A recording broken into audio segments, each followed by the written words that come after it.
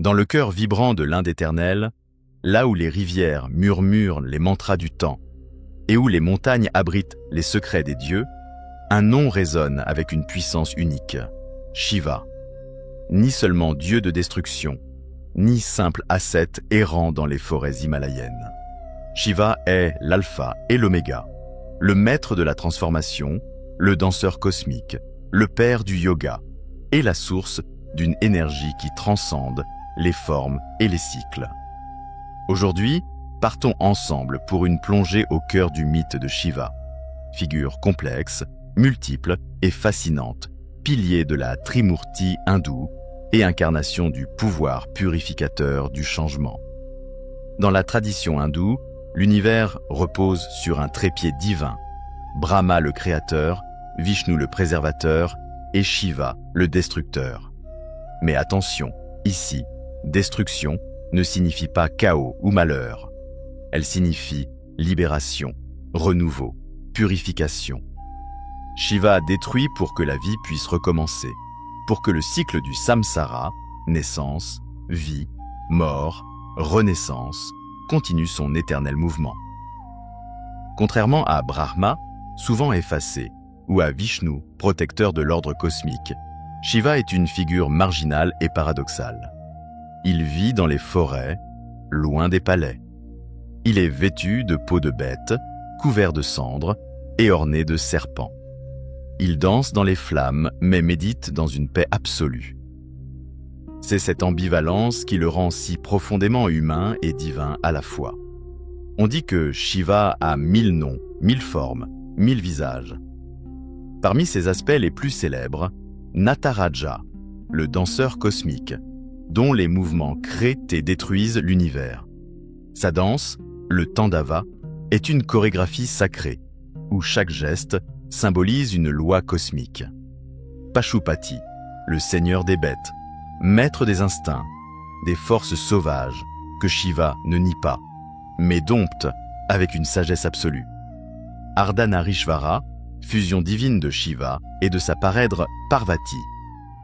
Dans cette forme, il est moitié homme, moitié femme, représentation puissante de l'unité du masculin et du féminin, du yin et du yang hindou. Et bien sûr, Mahadeva, le grand dieu, vénéré dans tout le sous-continent indien. Shiva est aussi le seigneur des yogis. Perché dans les hauteurs de l'Himalaya, il médite pendant des siècles. Les yeux clos, il contemple l'infini, insensible aux tentations et aux distractions du monde. C'est lui qui aurait enseigné les secrets du yoga à l'humanité, les postures, la respiration, la discipline du corps et de l'esprit. Le troisième œil qu'il arbore au centre du front n'est pas qu'un symbole.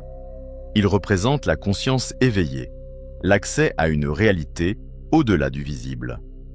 Mais ce même œil, s'il s'ouvre dans la colère, peut réduire l'univers en cendres. L'un des rôles centraux de Shiva est de détruire l'ego, cette illusion de séparation avec le tout. À travers ses danses, ses colères, mais aussi ses silences, il enseigne que la véritable paix ne vient pas de l'accumulation, mais du lâcher-prise. Il nous rappelle que toute chose est impermanente, que toute forme est destinée à se dissoudre, mais que dans cette dissolution, il y a une beauté, une vérité éternelle. Une des légendes les plus célèbres autour de Shiva est celle de la descente du fleuve Ganga.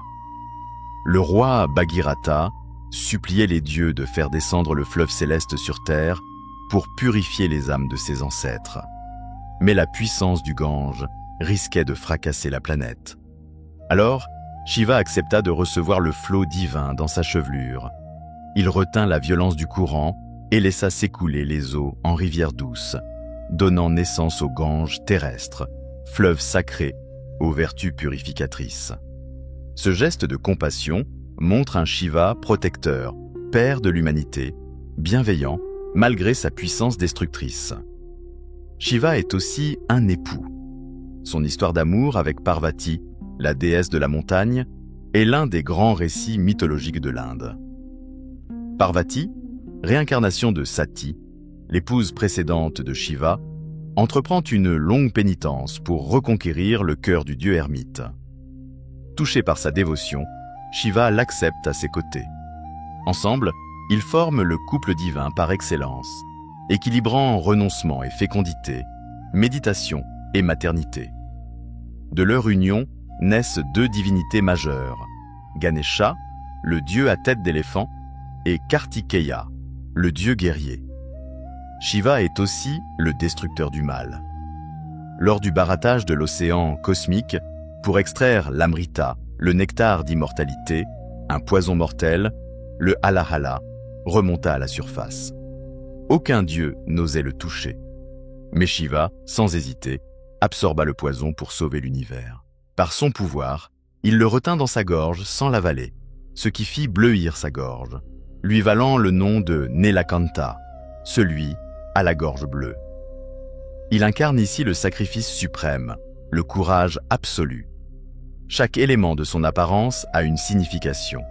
Le trident, Trishula, symbolise les trois temps, passé, présent, futur.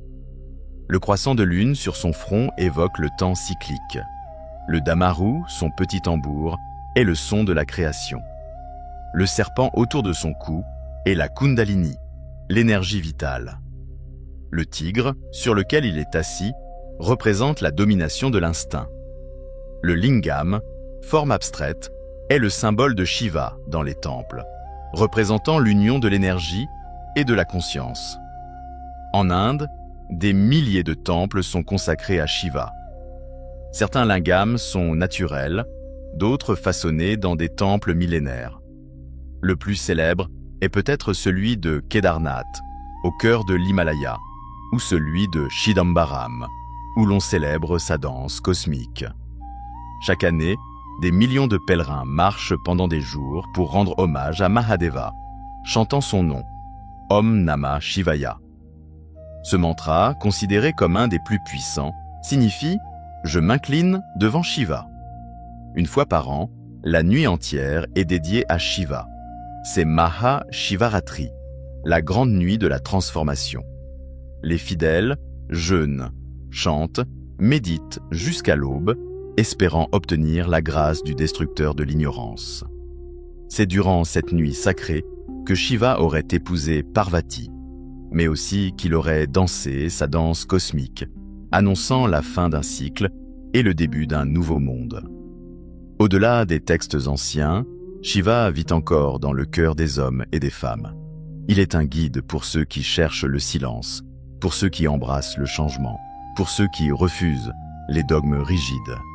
On le trouve dans les temples, mais aussi dans les montagnes, les rivières, dans les cendres et dans les flammes. Il est là, présent dans l'impermanence, dans les renaissances de nos âmes. Shiva est bien plus qu'un dieu. Il est un principe, une énergie, une expérience. Il nous enseigne que la destruction n'est pas une fin, mais un commencement. Que la vraie force réside dans le renoncement. Que la beauté naît du silence. Alors, la prochaine fois que tout semble s'écrouler, dans votre vie, rappelez-vous Shiva. Et peut-être comprendrez-vous que c'est une invitation à renaître, encore plus libre, encore plus vrai.